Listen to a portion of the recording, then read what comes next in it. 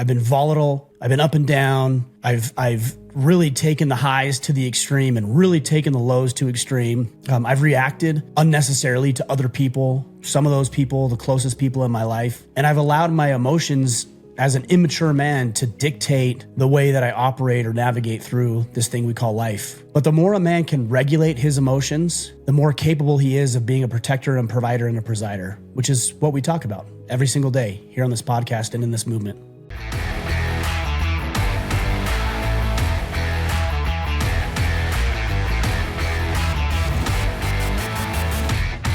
Men, welcome here today to the Order of Man podcast. Thank you for tuning in. I am Ryan Michler. I'm the host and the founder of this organization and movement, and I am glad that you're here. I've got a very, very important one. These are 7 signs of masculine maturity. These are things that I'm working on. They're things that I've identified. They're things that I can implement in my life to varying degrees. But at the end of the day, I think if men implemented these 7 things, not only would they feel better about themselves, other people would feel better about them. And I know that's a little counterintuitive based on what society would tell you, that you have the 0S mentality, you don't care what other people think. That is the furthest thing from the truth, guys. The reality is this: you should care about what people think. And more specifically or accurately, I would say what some people think. There are people that you're trying to lead.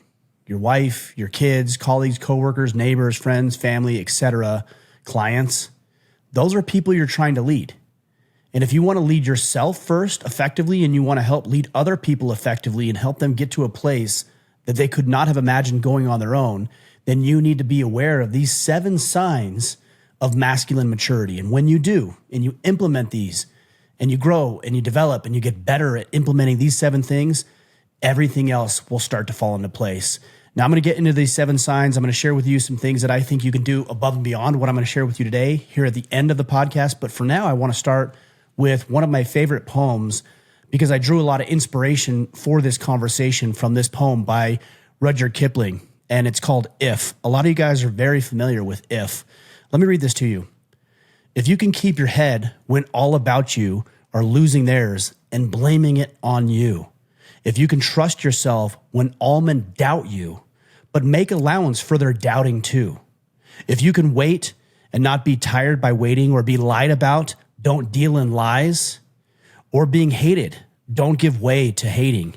And yet don't look too good nor talk too wise. If you can dream and not make your dreams your master, if you can think and not make thoughts your aim, if you can meet with triumph and disaster and treat those 2 imposters just the same, if you can bear to hear the truth you've spoken, twisted by knaves to make a trap for fools, or watch the things you gave your life to broken and stoop and build them up with worn out tools, if you can make one heap of all your winnings and risk it on one turn of pitch and toss and lose and start again at your beginnings and never breathe a word about your loss.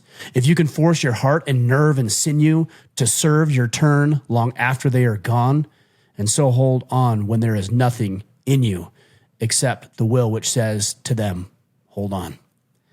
If you can talk with crowds and keep your virtue, or walk with kings nor lose the common touch, if neither foes nor loving friends can hurt you, if all men count with you, but none too much, if you can fill the unforgiving minute with 60 seconds worth of distance run, yours is the earth and everything that's in it.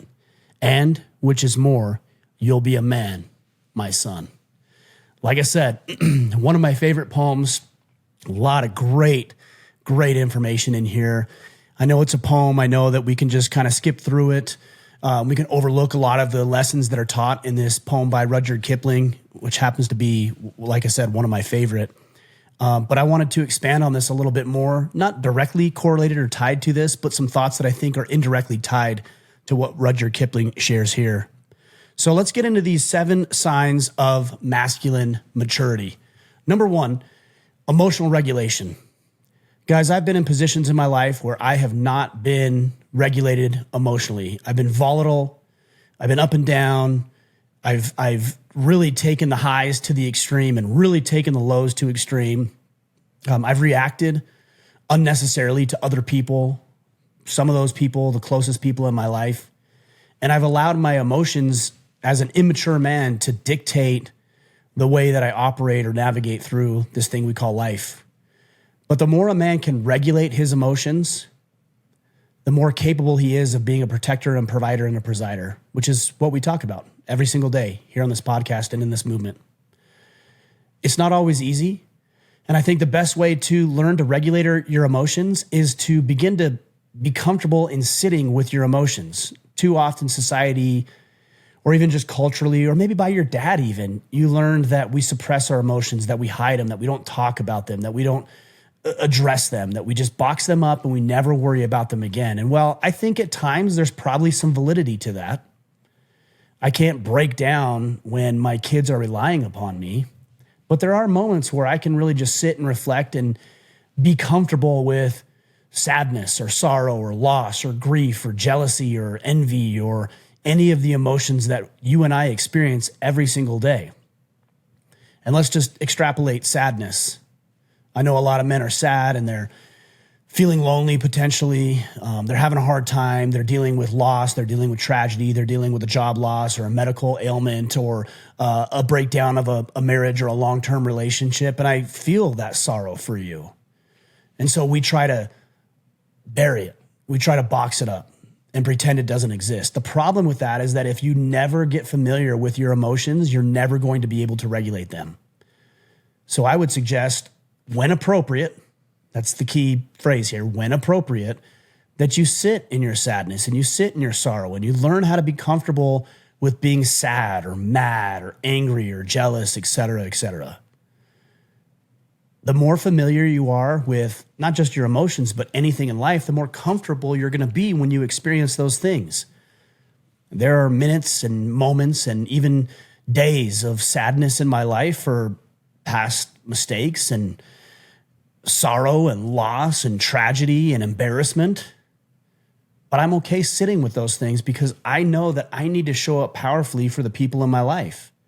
And if I can't regulate my own emotions, I sure as heck can't help other people regulate theirs. So when my kids come to me distraught about what's going on with school or what's going on with life, or they just got dumped by their boyfriend or their girlfriend, or just the pains of living life and going through childhood, if I'm not strong enough to deal with my own stuff, I sure as heck cannot help them deal with their stuff.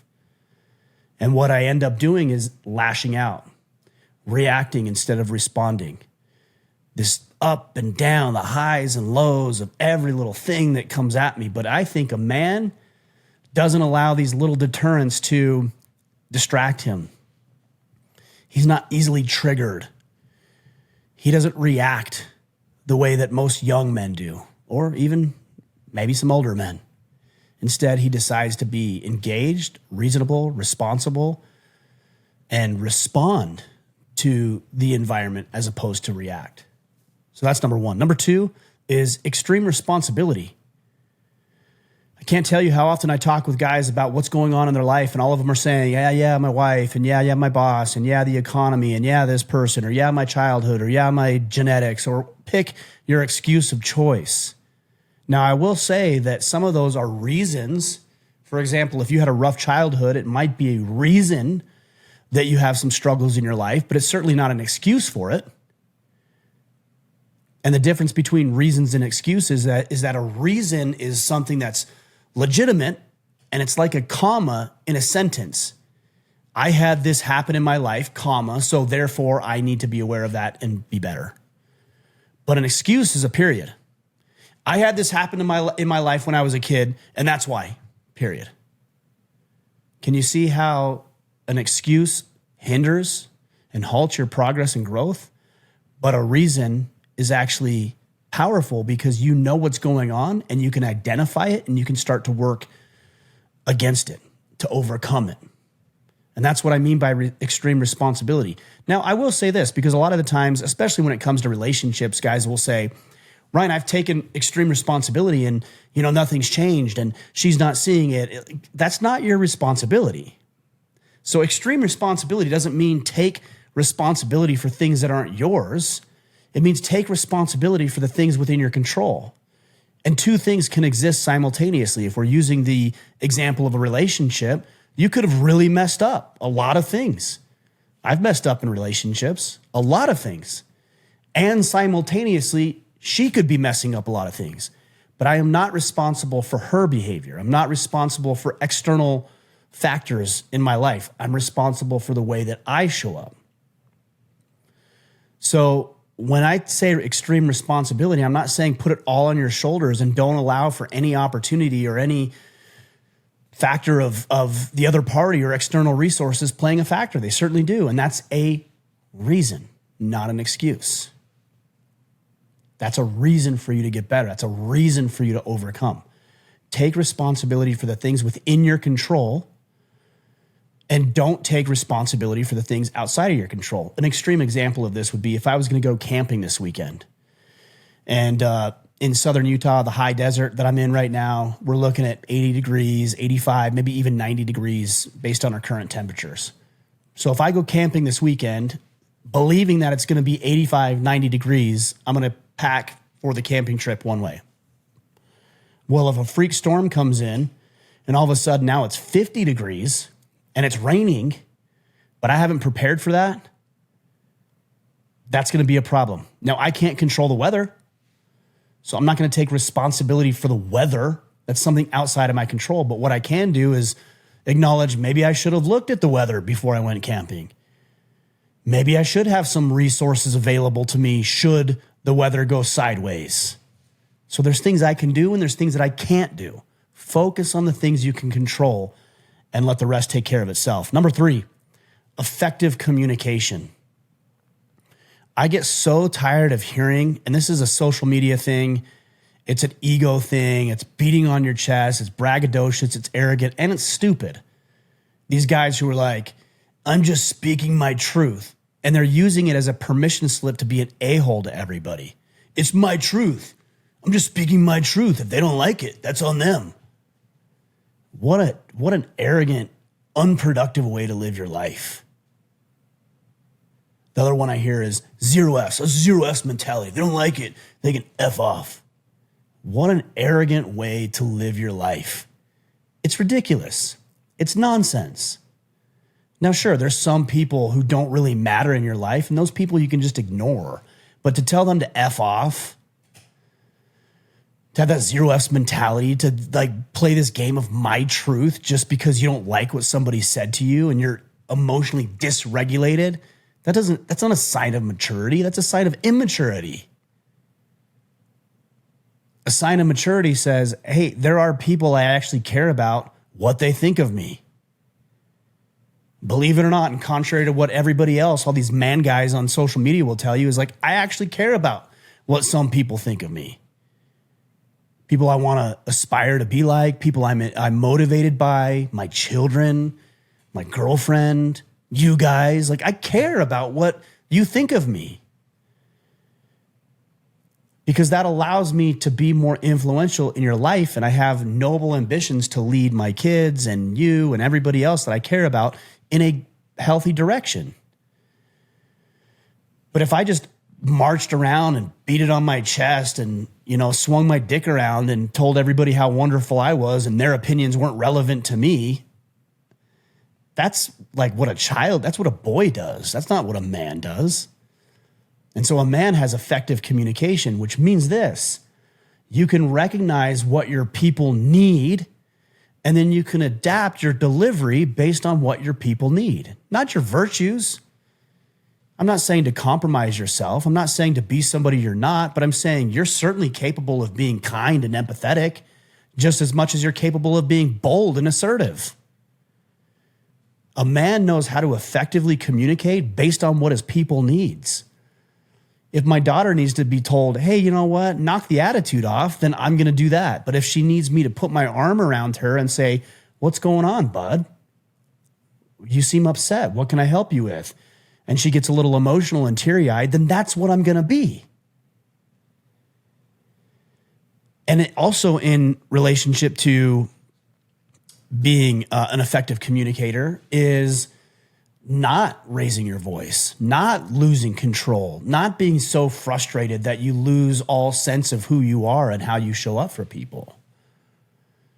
Effective communication is being bold, being assertive, knowing your boundaries. We're going to talk about some of that in a minute. Knowing what your goals and objectives are, knowing what you want for other people, but communicating it in a way where it lands for them.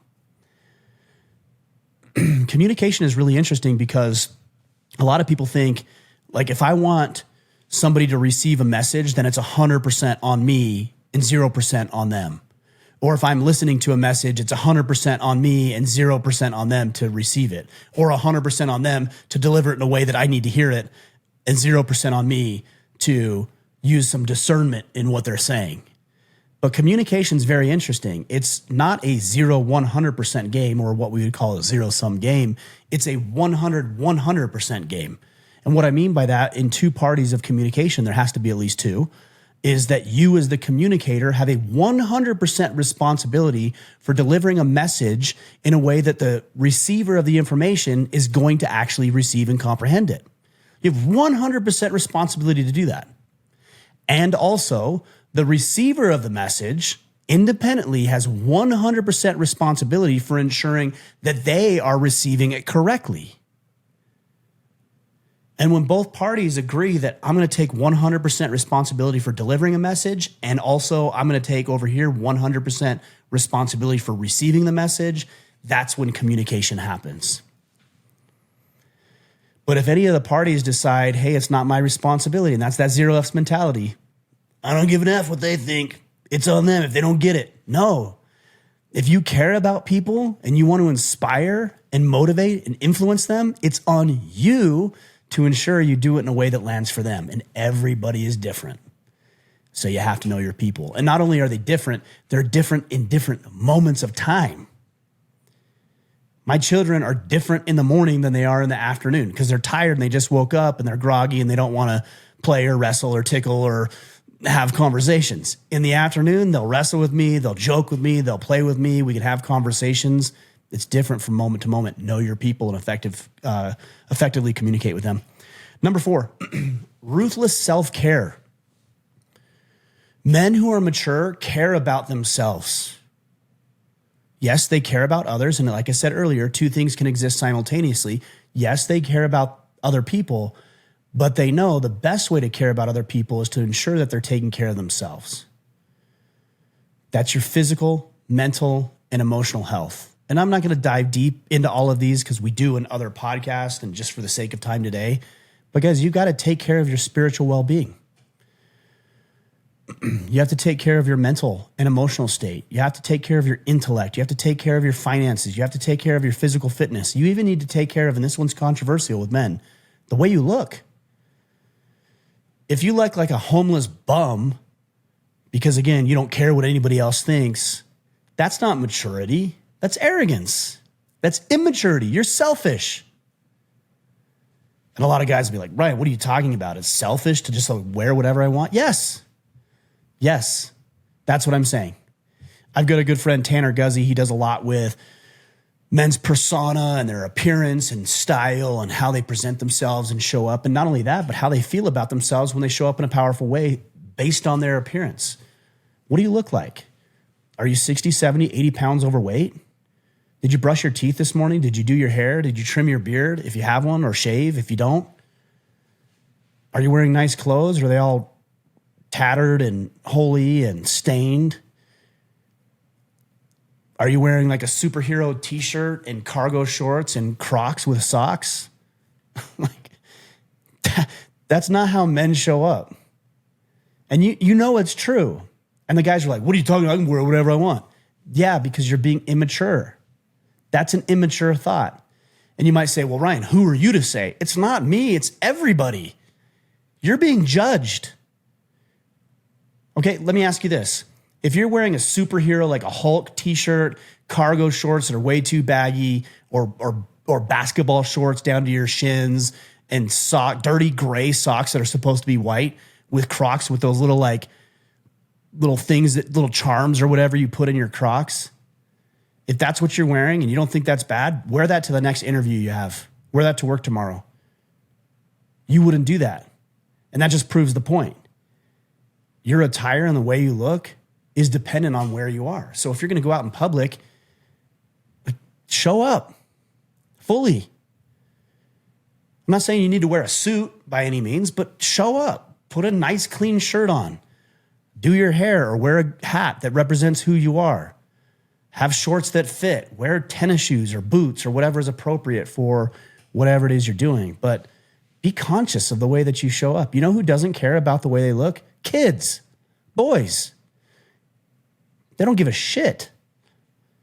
I know because I have 3 of them. My daughter cares about the way she looks, but my boys, the older they get, I guess now that they're teenagers and trying to impress girls, maybe a little bit, but my youngest, he doesn't care. He just wants something that's comfortable. That's where he's at right now, but that's not what a man does. So think about the way that you're showing up in your appearance, in your dress, in your communication skills, in the way that you show up physically, what your physique looks like, the way you carry yourself, the way you talk, the way you hold your shoulders up and high and walk around with pride in who you are, not being overly proud, pride of who you are as a man. That's mature. Next, clear purpose. If you don't know what you want, that's not a level of maturity. Mature men know what they want. And I'm not going to tell you what you should want. That's up to you to decide. That's why I use this tool right here called the Battle Planner. You can go to our store and look up Battle Planner and figure that out. But I know exactly what I want. Oops, bumped my mic there. I know exactly what I want. I know what I want financially. I know what my goals are financially.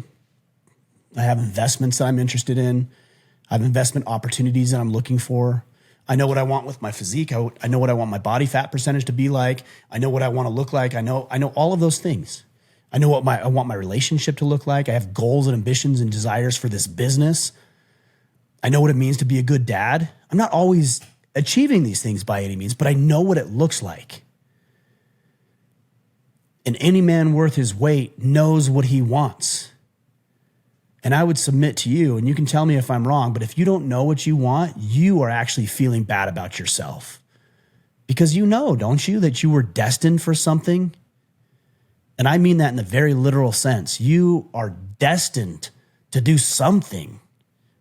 You're here for a reason. This is not just happenstance. We aren't just a random collection of cells and atoms and everything else that goes into the biological makeup of who we are. A clump of cells, as it's so often referred. That's not who you are. You are divine, and you were designed for something great. What is it? You might not know what it is today, especially if you've been wandering around aimlessly for a long time, but the better that you can get at identifying even just a small little degree better than you were yesterday, man, that's what makes you mature. Vision, direction, clarity, focus, purpose, passion are all centered around what do you want? And if I went around and I asked 100 or 1,000 guys today, what do you want? A lot of them would say, I don't know, just live a good life. Welcome to the club. We all want to live a good life. What do you mean? Does that mean you want to have a better romantic relationship? Does that mean you better want to connect with your kids? Does that mean that you want to make more money doing something? Does that mean you want to quit your job and do something you're passionate about? I don't know what it means. And too many of you don't know what it means for you. What exactly do you want? If you want a great resource on this, the Battle Plan is a great resource. And our brotherhood, the Iron Council, which is at orderoman.com/Iron Council. I'm going to talk about that a little bit here in a minute because I've got some announcements on that. But have clear purpose, guys. If you are rudderless, if you are without aim, that's immaturity. If I were to ask my 8-year-old son, hey, bud, like, what do you want in life? He'd say, well, I don't know. I want to play some Legos and have some friends and like go swimming tonight. That's what he would say. And that's fine for him. But there's a lot of grown men who have a very similar response, even though they're 30, 40, 50 years old. I don't know. Make a little money, I guess. Have a little sex now and then and just kind of be happy. That's immature. Make those things more sophisticated. And The world, this is one lesson I learned a long time ago, probably 15, 20 years ago. The world will give you exactly what you ask of it. And I found that to be true in my life. I've had big, audacious, crazy goals. And then I've achieved them and I've looked back and remembered, oh my gosh, I talked about that 10 years ago wanting that. The world gave me, I forgot about it, and the world still gave me what I asked of it. So if you're asking for a little sex, a little money here and there, you're probably going to get it. But that's not as sophisticated or mature as it could otherwise be. So if you're going to dream and the world's going to give you what you want, might as well go in swinging. All right, let's move on to the next one. Established boundaries. Mature men don't let themselves get trampled on by women, by their kids, by their employers, by their clients, by anyone. Mature men know how they will be treated and how they will not be treated. And when other people, whether it's a significant other or a boss or a client, steps over that line, they're willing to say, because they've done all these other things, because they have the confidence they need to say it, I will not be treated like that. And they can do it respectfully. So I'm going to go back to sign number one, which was emotional regulation.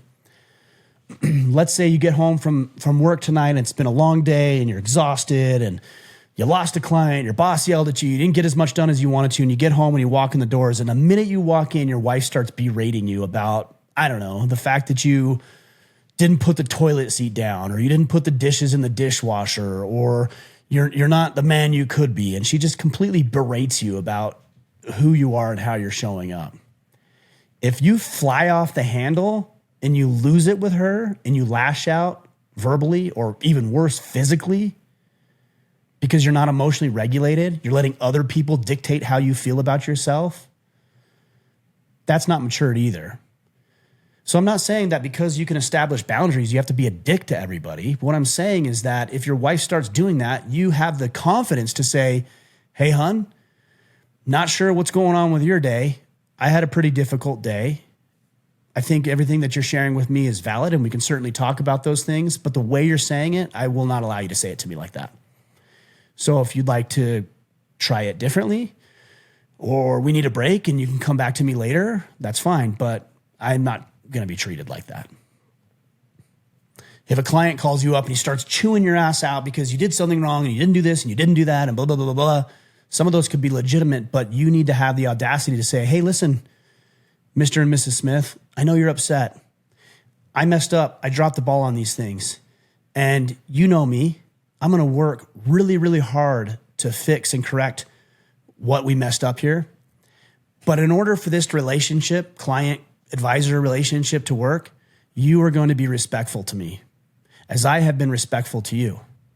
So if you'd like to talk about it, we can do this in a respectful way, and I will do everything within my power to make sure I help you with X, Y, and Z.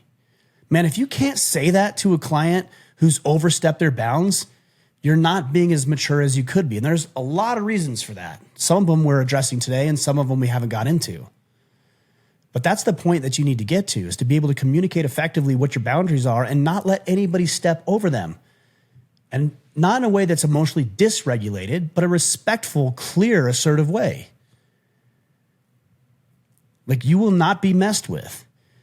You will not be humiliated. You will not be belittled or berated. You will not be treated a certain way. And the people in your life need to know it respectfully. And you need to have consequences for them stepping over the line. The client thing, for example, if a client keeps doing that, you need to be in the position where you could say, hey, you know what?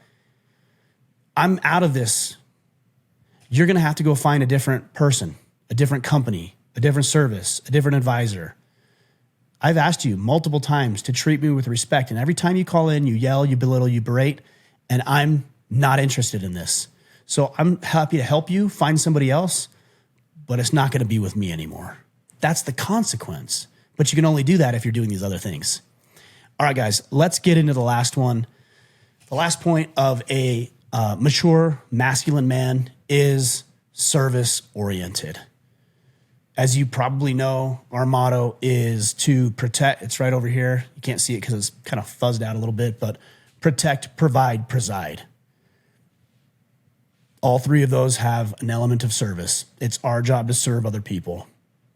serve your wife, serve your kids, serve your clients, serve your community. Now, again, point number 4, I believe it was, ruthless self-care. I'm not saying serve people at your own expense. Like, we can't just pick one of these and say, I need to be service-oriented, and then forsake all the other 7 points. They all work harmoniously together.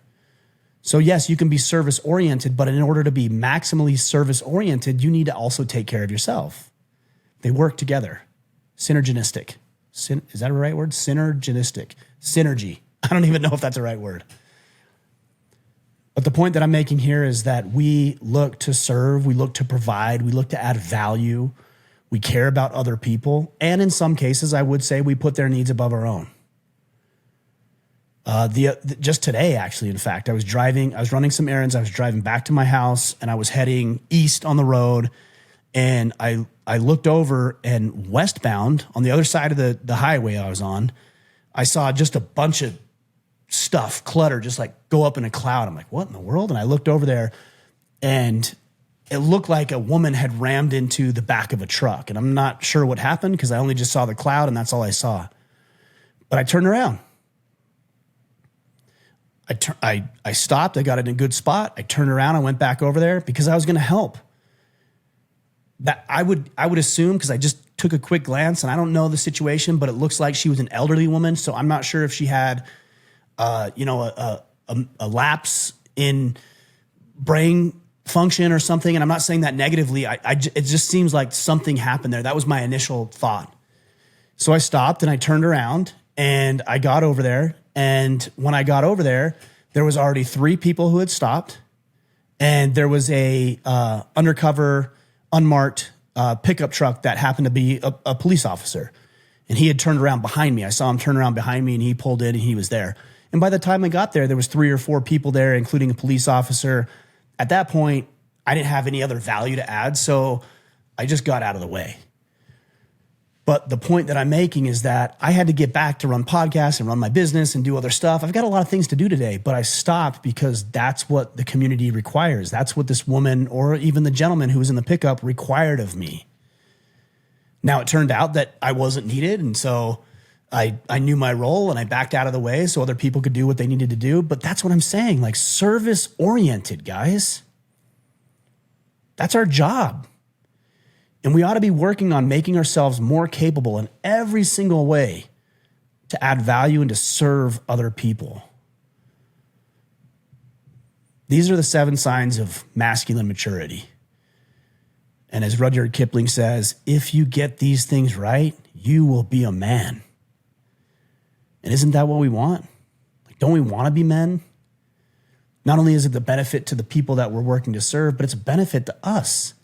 Like, how good do you feel when you know you fully showed up for your kids, or your wife and significant other was having a really difficult time at work and you fully showed up for them and they're better because of the relationship they have with you? Or you're coaching your son's game and you're fully engaged and he feels more connected to you. Or your daughter's having a hard time with a bully at school, or a friend that she's having an argument with, and you fully show up and you listen to her because you've got everything of your own locked down that you can be present for her, and now she feels better about going to school tomorrow. Or your client who's upset about the way that something went down, but you're mature enough to handle it like a man, and instead of being upset, even though they might still have some frustration, they're like, you know what? He's still the guy to help me.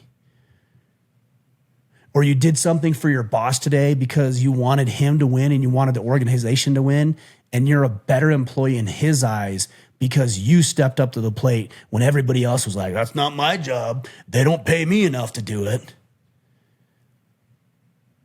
Those are the kind of men we want to be.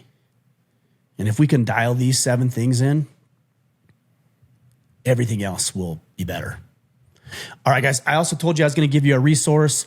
If you want to learn more about this kind of thing, and not just learn about it, but actually apply it, we have an organization called the Iron Council. When I started the Iron Council almost 10 years ago, it was my goal to bridge the gap between the information we know and the information that we're applying.